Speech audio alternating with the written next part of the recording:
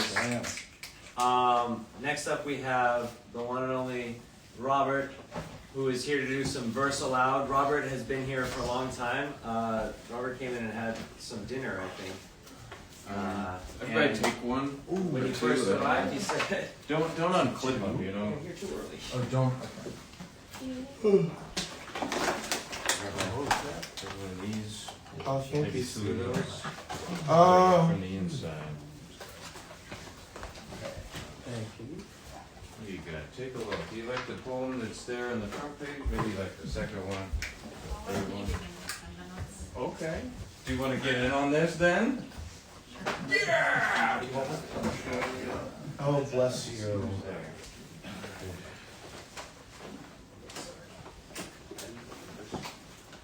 Alright, if you see a poem you'd like to read, then it's your turn to get up and read it. But I'll read one first.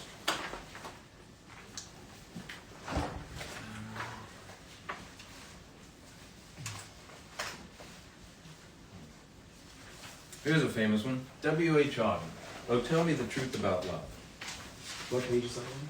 It's not. We all have different scripts. Oh, wow. The gaggle.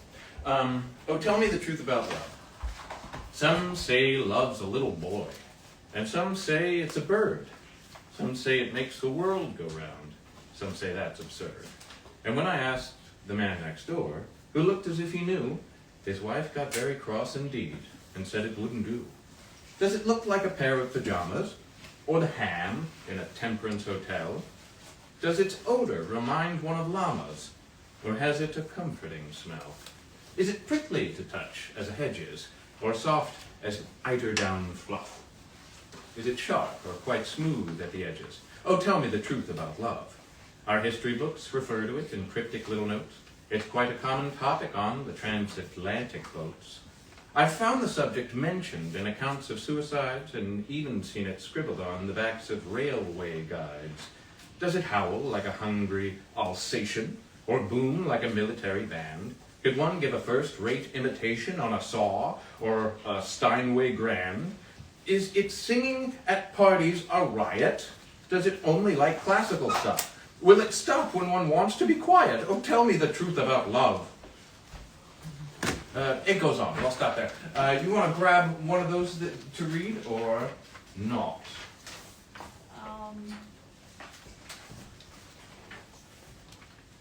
It's pretty long. Here, I'll do the skipping rope. Great. You want to stand up here? I'll just sit. All right. Okay, so this is The Skipping Rope by Alfred Tennyson. Sure never yet was antelope, could skip so lightly by. Stand off or else my skipping rope will hit you in the eye. How lightly whirls the skipping rope, how fairy-like you fly. Go get you gone, you muse and mope, I hate that silly sigh. Nay, dearest, teach me how to hope, or tell me how to die. There, take it, take my skipping rope, and hang yourself thereby. Thank you very much. Anyone else got one? Still searching. I have one. Yeah? It's called Merry Autumn Who wrote it? by Paul Lawrence Dunbar. Kick-ass. Okay. Love how you volunteered me out. He's like, I'm good. He's like, stand your ass up. It's all a farce. These tales they tell about the breezes sighing and moans astir, oh, fields and dell, because the year is dying. Such principles are most absurd. I care not who first taught them. They're nothing known to the beast or bird to make a solemn autumn.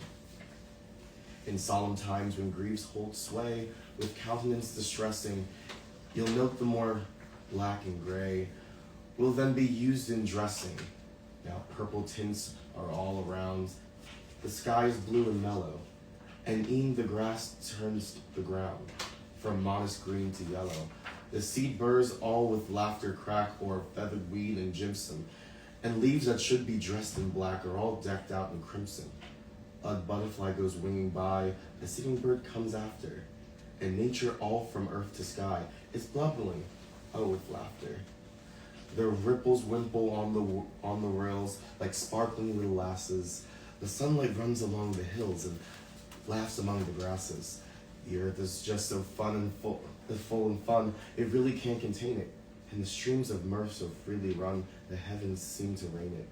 Don't talk to me of solemn days and autumn's time of splendor, because the sun shows fewer rays, and these grow slant and slender. Why, it's the climax of the year, the highest time of living, till naturally it's bursting cheer. Just melts into Thanksgiving.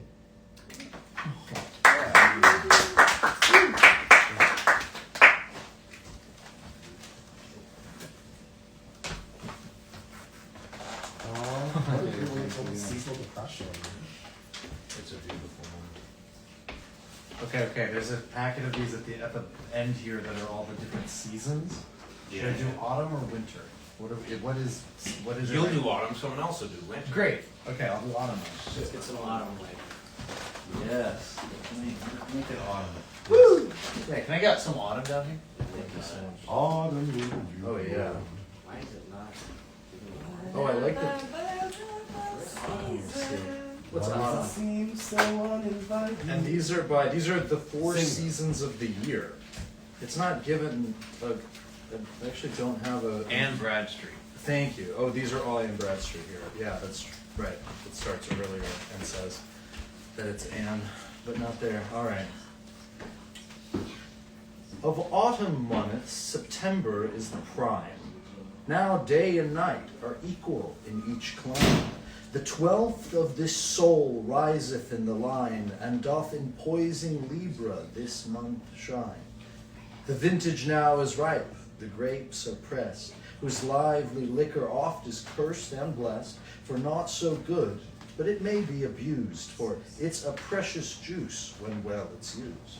The raisins now in clusters dryed be, the orange, lemon dangle on the tree, the pomegranate, the fig are ripe also, and apples now their yellow sides do show.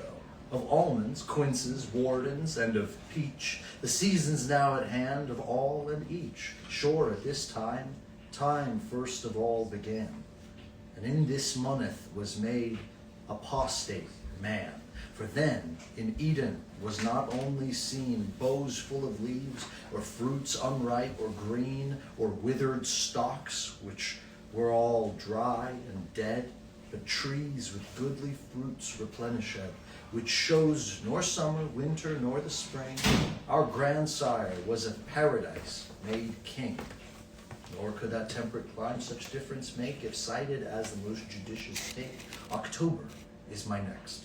We hear in this the northern winter blasts begin to hiss. In Scorpio resideth now the sun, and his declining heat is almost done. The fruitless trees, all withered now do stand, whose sapless yellow leaves by wind are fanned, which notes when youth and strength have passed their prime, decrepit age must also have its time. The sap doth slyly creep towards the earth, there rest, until the sun give it a birth. So doth old age still tend unto this grave, where also he his winter time must have. But when the sun of righteousness draws nigh, his dead old stock shall mount again on high. November is my last. For time doth haste, we now of winter's sharpness begins to taste. This month in suns in Sagittarius, so far remote his glances warm not us. Almost at shortest is the shortened day. The northern pole beholdeth not one ray. Now Greenland, Groenland, Finland, Lapland see no sun to lighten their obscurity. Poor wretches that in total darkness lie, with minds more dark than is the darkened sky. Beef, brawn, and pork are now in great request, and solid meats our stomachs can digest.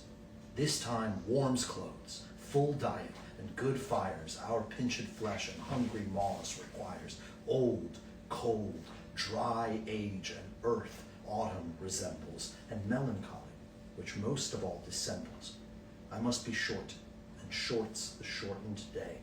What winter hath to tell, now let him say. Oh.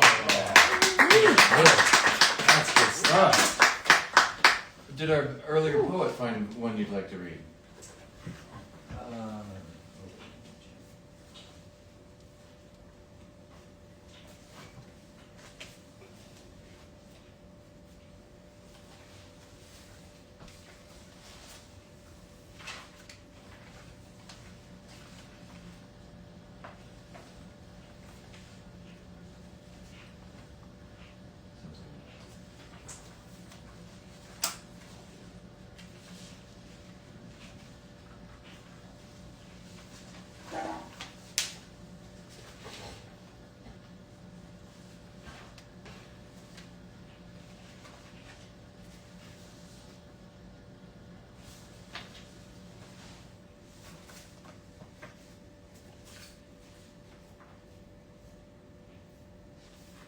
Here's one called Winter Song. This is from Winter World War lights. One. Get some winter going. Ooh. War. Can you read like this? Wilfred Owen. Winter Song. The browns, the olives, and the yellows died, and were swept up to heaven, where they glowed each dawn and set of sun, till Christmas tide. And when the land lay pale for them, pale snowed, fell back, and down the snowdrifts flamed and flowed. From off your face into the winds of winter, the sun brown and the summer's gold are blowing, but they shall gleam with spiritual glinter, and paler beauty on your brows fall snowing, and through those snows my looks shall be soft growing. Simple, quick, it's over. Woo! It's hard to select poems I'm gathering. Yeah, I'll just, no, I got sonnet. You got one? Oh, hell yeah. I'm gonna need more light. Yeah, I'll get you some more light. Thank you. Is that That's great, Is that thank you. good or is it too much? No, this is perfect. Yeah, we're getting to the morning anyway. This is Sonnet 30 by Elizabeth Barrett Browning. I see thine image through my tears tonight, and yet today I saw thee smiling. How refer the cause? Beloved, is it thou or I who makes me sad? The acolyte amid the chanted joy and thankful rite may so fall flat, with pale insensate brow, on the altar stare. I hear thy voice and bow, perplexed, uncertain, since thou art out of sight, as he, in his swooning ears, the choir's amen. Beloved, dost thou love? Or did I see all the glory as I dreamed, and fainted when too vehement light dilated my ideal for my soul's eyes? Will that light come again, as now these tears come, falling hot and real? Will it? I don't know. To be continued. Oh, the rest is still unwritten. You have found a poem. I'd love to hear it. Yeah. Woo! So this poem is called A Seaside Walk by Elizabeth Barrett Browning. We walked beside the sea after a day which perished silently, of its own glory, like the princess weird, who combating the genius, scorched and seared, uttering with burning breath, Ho! Victory! And sank it down, a heap of ashes pale, so runs the Arab tale.